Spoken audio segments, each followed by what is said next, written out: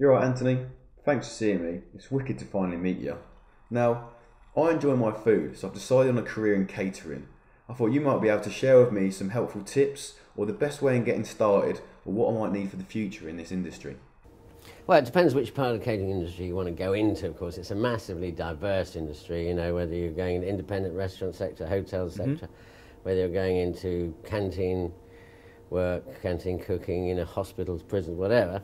There's loads of jobs out there. Oh, that's good. We're desperate for staff. So you're going to have no problem getting a job as long as you show one or two things. Yeah? Passion. If you're going to go into the cooking sector, we want passion. We want you to believe. You may not be very good at this stage, but if you believe you can be good, that is what we're looking for. We're looking for commitment. It's no good jumping from job to job. You know, you've got to try and stick with it.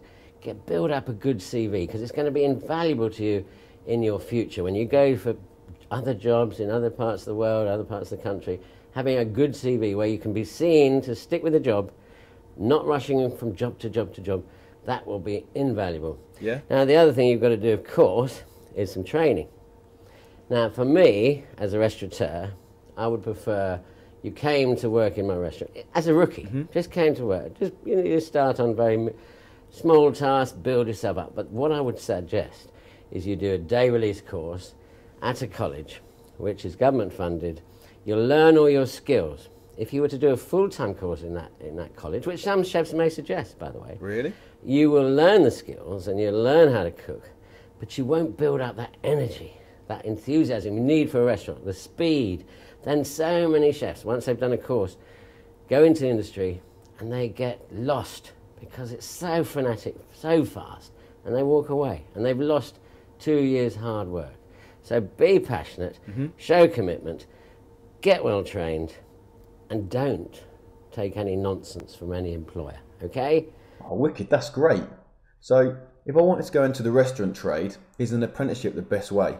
You know, who's going to do it for me? Do I have to speak to the hotel, or can I do it through the college? Well, either really. I mean, we personally, our restaurant group runs training courses in conjunction with the college. Oh, right. Hotel and training, catering board, that sort of thing.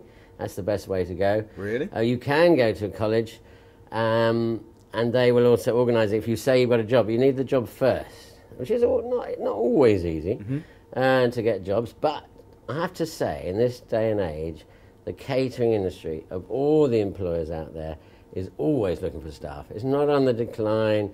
We're not shedding staff. We're trying to take on staff. So you're passionate, you're committed, you'll get a job. Well, that's good, because I'm passionate and committed. But talking of passion, you know, how do you keep it? Some of my friends started out as a commis chef and have been working their way up, but they seem to have hit this grounding point where they don't seem to be getting anywhere and they're kind of losing interest. You know, what's the next step for them? Is it management or is it just perseverance? Well, it's not like it was in the old days. I mean, the head chefs were rarely under 50. Now you get head chefs in their mid-20s, Really? early 20s in some cases. So if you've got two options. You can work in, say, a Gordon Ramsay restaurant. Stick it for a year. Just stick it. You'll have to. It's good for your CV. Then you've got my sort of restaurant. Slightly less poncy, you know, more about ingredients, learning a bit about ingredients. Then you may go into a hotel where the hours tend to be easier, but you will only concentrate on one section of a menu. If you go into restaurants, you'll concentrate on all sections of the menu. You'll start off on starters, of course, hot and cold, but you'll then go on the main course. So you do everything in a restaurant, where in a hotel, it's very definitive areas of work. So you might be in the pastry section, you might be on the fish section, the sauce section. You can only get so far in one organisation. You know, once you become head chef, or once you become sous chef and you know the head chef's not going to leave, maybe it's time to move. But as long as you've had a period of time when you're proud of the work you've done, you've built up a good relationship with the employer won't be bitter if you leave. They'll give you a good reference. Really? And say, listen, one day you might come back to us, but I can see you're frustrated, you need to move on, you need to keep the passion going.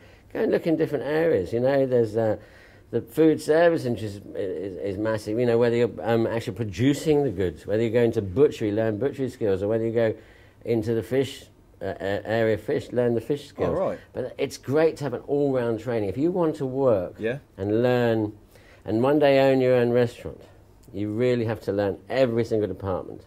And it's important sometimes. I get my chefs, and it's not always the best thing to do, but I get my chefs to go out on the floor and actually serve some of the customers.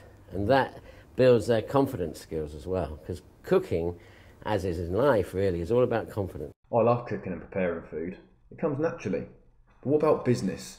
You know, you have your own restaurant, so you must have had to have some kind of business training, or did you just learn this and pick it up as you became more successful?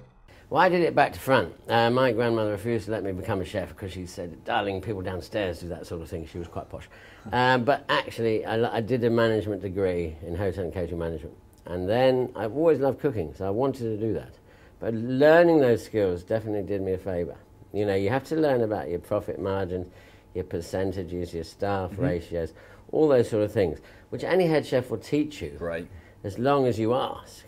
And as long as he's not one of those old-fashioned chefs that's very secretive and won't give away his top tips. If he is, you're not in the right place, because it's up to us head chefs to constantly be teaching and constantly be delegating so that people learn. Don't keep things secret. Go on, express yourself. Let it all out. Teach them. That is the key to life, teaching, because one day they'll be up there and they'll look after you probably. So always remember, on the way up, make sure you're being looked after. On the way down, make sure you're looking after the people who are on the way up, because one day they may be your boss.